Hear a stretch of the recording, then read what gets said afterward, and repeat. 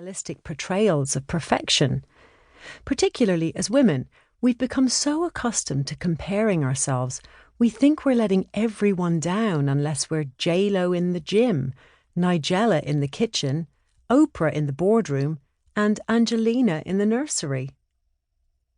You might say, so am I meant to give myself a gold star like a little kid every time I take the stairs instead of the lift? Or give up my seat on the bus for an elderly passenger? Well, would that be so bad?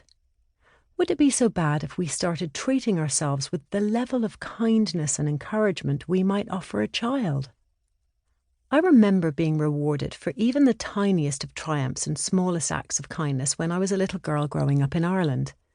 I was constantly praised and told how valuable I was, how thoughtful I was, how unique I was, and it felt really good.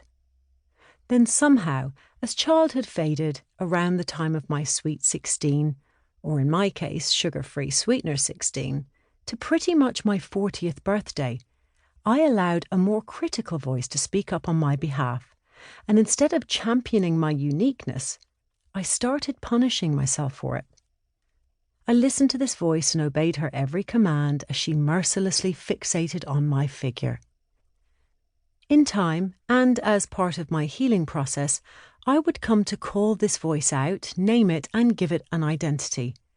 I will get to this in more detail later.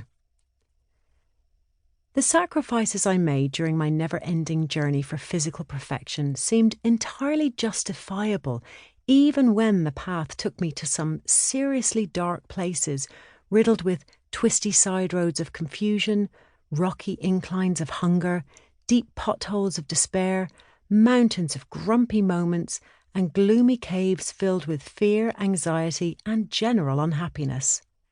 Worse still, I was oblivious to it all, which meant I wasn't even learning good lessons from bad decisions.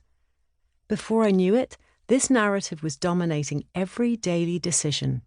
Fitness, fatness, and everything in between had become an obsession. Thinking back, it all seems uncharacteristic for me because, on the whole, I was a pretty well-rounded, has-her-shit-together type of girl. I was smart, well-liked outside my home, and well-loved inside it. I enjoyed school and, later, art college, even though I secretly harboured aspirations of seeing my name in lights in Hollywood and marrying the Karate Kid. Just me?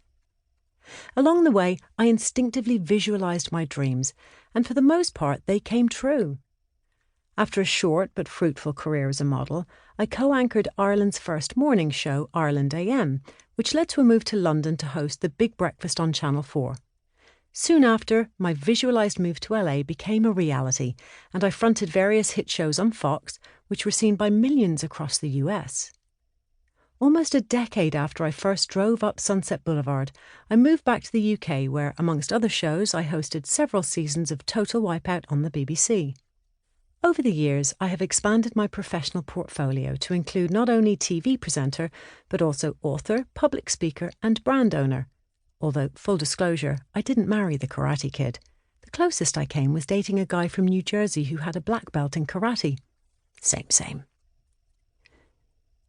With so many professional victories, I learned to trust my gut and listen to the voice inside my head that was supposedly serving me so well. However, achieving milestone after milestone so quickly meant that I didn't have time to assess whether I was succeeding because of this increasingly loud voice or in spite of it. In other words, I was beginning to convince myself that skinny equals success, and that if I looked exactly the way I wanted to, the rest would fall into place both personally and professionally. Forget happy ever after. The fairy tale ending I was chasing was more like skinny ever after, and I would do anything it took to get it.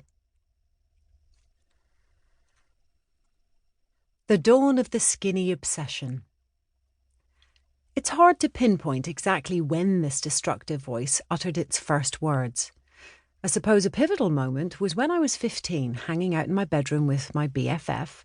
I distinctly recall us lying on my bed looking up at a poster of Morton Harkett from a-ha and discussing, without any irony, ways we could get him to attend my upcoming birthday party.